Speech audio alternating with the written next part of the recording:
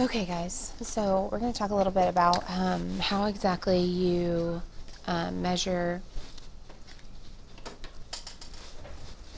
an angle with a protractor. So the first thing you need to do is, well, as you can see, if I try to measure this angle, it doesn't go all the way to the end right here. So the first thing I need to do is go ahead and extend this line. And extend just means make it longer. So I need to make sure that it's completely lined up with this arrowhead. So I'm going to put my pen right on the point of the arrow. Okay, right on the point of the arrow.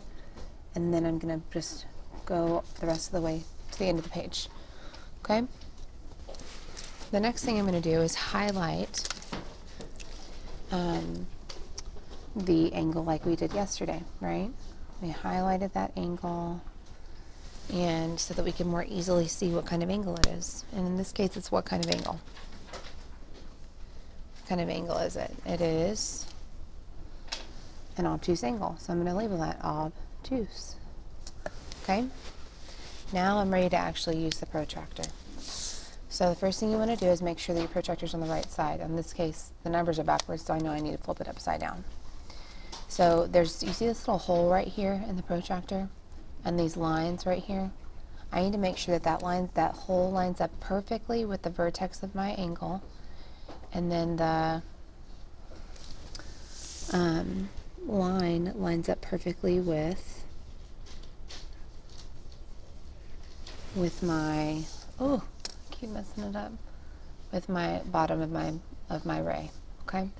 So as you can see, this is lined up perfectly right here. Perfectly lined up. And then the vertex is in the middle right there. Okay?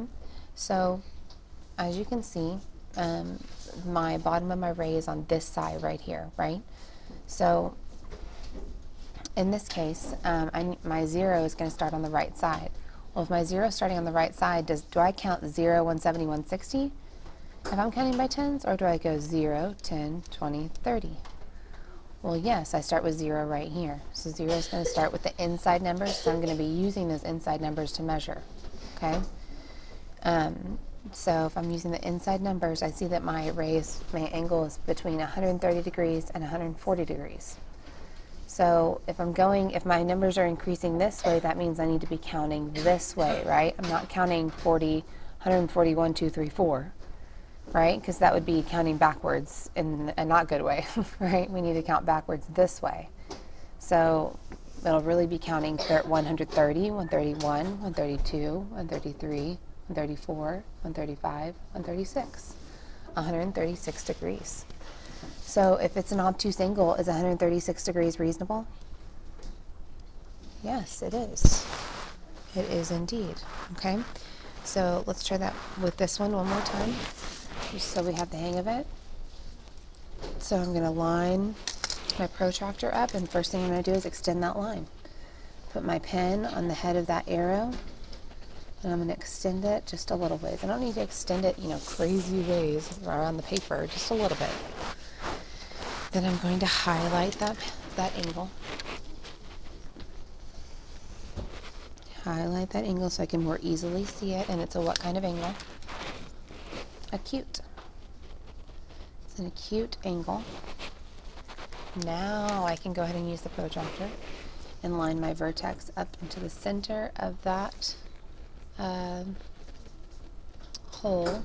I'm going to make sure that this is totally lined up right here on this line, and that it's on the right track to lining up right here. And I see that if I'm lined up over here, my 0 is going to start on the right, which means I start with the inside numbers. And if I start with the inside numbers, I see that my angle opens up to 80 degrees. And again, if you for some reason got confused and said 100 degrees, well, I know it's an acute angle. I wrote that down for a reason so that I can see, okay, if I wrote 100 degrees for an acute angle, there's no such thing as an acute angle that measures 100 degrees. There is an acute angle that matches 80 degrees though. Okay? Let me know if you have any questions. Good job, guys.